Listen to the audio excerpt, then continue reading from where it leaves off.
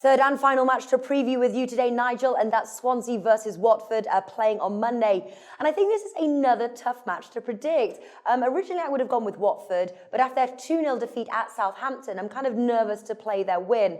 What are you thinking? Well, I think every game in the Premier League now, Natalie, is a very difficult game to preview and a difficult game to predict because we're in for a season that has been like none other. Yes. One thing I do think, though, in midweek is Swansea have really shown they're in trouble. They're in a big relegation battle. To concede 4 goals against Sunderland. I mean, Sunderland don't score 4 goals a season, let alone a game. I think that's a huge worry for me. They've got a rookie manager in charge. The rumours in the UK that I'm hearing and the people I speak to in the media is that they put Curtis in charge until they can get Brendan Rodgers back next season, the start of next season. But they have to be a Premier League side to do that. Will they be in the Premier League? I don't think they will. They've just shown John Joe Shelby's leaving to Newcastle, which is a huge surprise for me. And everyone seems to be leaving a sinking ship. And I think they're a side that are really worth taking on in this game. I cannot believe that Watford, the way they're playing, the way they're scoring goals, the way they are away from home, are the underdogs for this game. I think they deserve to be favourites. In Troy Deeney and Ugala, they have 2 of the most attack-minded forwards in the game. And I think there's tremendous value to get with the visitors here.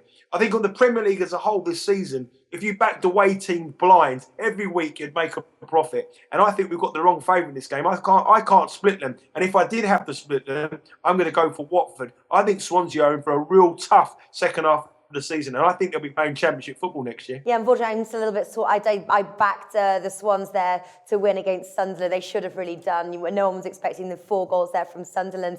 I'm just, the only thing with Watford, and I've been sort of a supporter of them and sort of backing them all the way, and sort of like Leicester as well, although they seem to have sort of bounced back. Leicester, a Watford now on a decline, and have we seen sort of the best of them in the first half of the season? That's my only thought, and I'm just wondering if it's safer to play, say, Watford and the draw, and I think that comes in about 1.9 double chance. I think for Watford, they've got goal scorers, Natalie. That's the end of the day, and they've got 2 guys who can score goals. These 2 up front have scored 60% of Watford's goals this season. Swansea haven't got a goal scorer. Swansea have only scored 1 goal in the first half in a Premier League game this season. That was in August. They don't score enough goals to win Premier League games. That is the big problem, and I think the difference here is 2 strikers who score goals for fun and are full of confidence against a Swansea side who last week got dumped out of the FA Cup by a League Two side and in midweek get thumped by 4 by Sunderland. I like Watford. I think they've got goal scorers in them. They've got a good manager. They've got a great defence, good goalkeeper, much solid side. And I think they should be favourites. I really do. I think Swansea are a team to oppose at all costs, not only for this game, but for the remainder of the season. All right. And just quickly as well, a quick look at the goals before I go there. The under is 1.6 there. So the bookies are really sort of painting the picture of a low-scoring game.